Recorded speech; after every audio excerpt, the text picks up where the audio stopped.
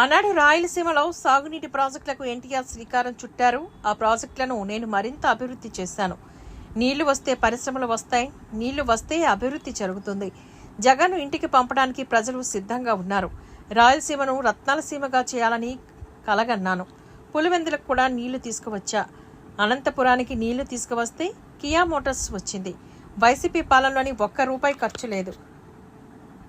సంపదను సృష్టించడం తెలిసిన పార్టీ తెలుగుదేశం పార్టీ. భూముల విలువ పెరిగితే కొనుగోలు శక్తి పెరుగుతుంది. సంపదను సృష్టిస్తాం, అందులో కొంత సంక్షేమానికి వినియోగిస్తాం. దళిత బీసీ గిరిజన మైనారిటీ పథకాలు పెడతాం.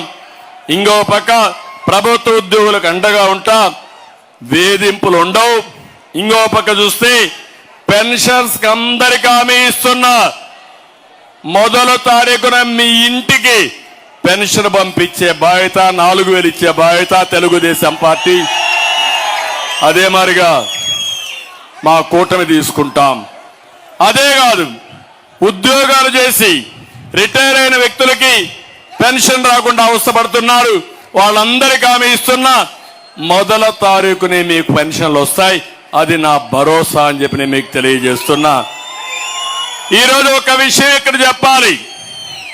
ఇక్కడ ఉండే మీరంతా కూడా పలమనేరులో మేము ఎన్డీఏ కూటమి ఏర్పాటు చేసుకుని, అందులో నేను గాని జనసేన గాని బీజేపీ గాని కలిశాం. ఇది మా స్వార్థం కోసరం కాదు. దివాలా తీసిన రాష్ట్రాన్ని కాపాడుకోవడానికి మా ఆలోచన ఒకటి, ప్రజలు గెలవాలి, రాష్ట్రం నిలబడాలి. అది జరగాలంటే జగన్మోహన్ రెడ్డి దిగిపోవాలి.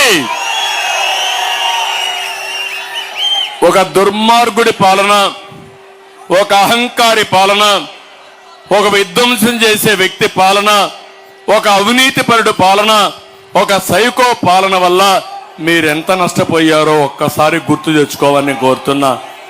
మీ జీవితంలో అవకాశాలు కూడా కోల్పోయారు. ఈరోజు 12 లక్షల కోట్ల రూపాయలు అప్పు చేశారు. అప్పు పుట్టని పరిస్థితి తీసుకొచ్చారు. సంక్షేమ కార్యక్రమాలు ఇవ్వలేని స్థితికి వచ్చాం. అభివృద్ధి ఆగిపోయింది, సంపద నిలిచిపోయింది, ఆదాయం తగ్గిపోతా ఉంది. రేపు రాబోయే రోజుల్లో ఇవన్నీ సుజావుగా జరగాలంటే కేంద్ర ప్రభుత్వం కూడా సహకారం కావాలి. ఆ ఆలోచనతోనే ఈ 3 పార్టీలు కలిసి మీ ముందుకు వస్తున్నామని మరొక్కసారి మీ అందరికీ విజ్ఞప్తి చేస్తున్నా. అధికారం కోసం కాదు, నేను చూడని అధికారం లేదు. ఉందా తమ్ముళ్ళు అని మిమ్మల్ని అడుగుతున్నా. సమైక్య ఆంధ్రప్రదేశ్ అందరికంటే ఎక్కువ సమయం నేనే ముఖ్యమంత్రిని, 15 ఏళ్ల ప్రతిపక్ష నాయకుడిని. నా ఆలోచన అది కాదు. నన్ను ఆదరించిన మీరు ఇబ్బందుల్లో ఉన్నప్పుడు మేమందరం కలిసి మళ్ళీ రాష్ట్రాన్ని ఘాటులో పెట్టాలని ఏకైక ఆలోచనతో మీ ముందుకు వచ్చాను. మీ ఆశీస్సులు కోరుతున్నాం. ఆశీస్సులు ఇస్తామని గట్టిగా చప్పట్లు కొట్టి మీరంతా కూడా ఇచ్చేయాలి. ఎవరైతే మైనారిటీ సోదరులకు చెప్తున్నాం, నేను రాజకీయాలు 45 ఏళ్ళు ఉన్నాను. జగన్మోహన్ రెడ్డి 10 ఏళ్ళు ఉన్నాడు. మీరు ఒకసారి ఆలోచించుకోండి. 5 సంవత్సరాలు కేంద్రంలో అన్ని బిల్లులు సపోర్ట్ చేసి ఇప్పుడు నన్ను వ్యతిరేకంగా మాట్లాడుతున్నాడు. నువ్వు ఆ రోజు మైనారిటీలకు ఏం హామీ ఇచ్చావు? ఈరోజు హామీని నిలబెట్టుకున్నావా? నువ్వు బిల్లులన్నీ సపోర్ట్ చేసి ఇప్పుడు రాష్ట్ర అవసరం కోసం మేము ఎన్డీఏలో కలిస్తే మమ్మల్ని విమర్శించే హక్కు నీకు ఎక్కడుందని అడుగుతున్నా. ఎప్పుడు కూడా ఒకటి గుర్తుపెట్టుకోండి, నేను ఎన్డీఏలో ఉన్నప్పుడు కూడా ఏ మైనారిటీ సోదరుడికి, ఏ ముస్లింకి అన్యాయం జరగలేదు. అది తెలుగుదేశం పార్టీ సుపరిపాలన.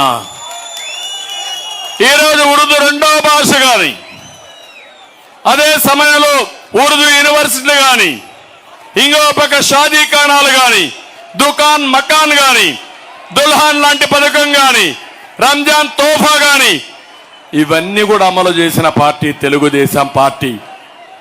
మైనారిటీ సోదరులకి ఏమి అమలు చేయలేదు. బీసీలకు ఏ పథకం లేదు, ఎస్సీలకు ఏ పథకం లేదు.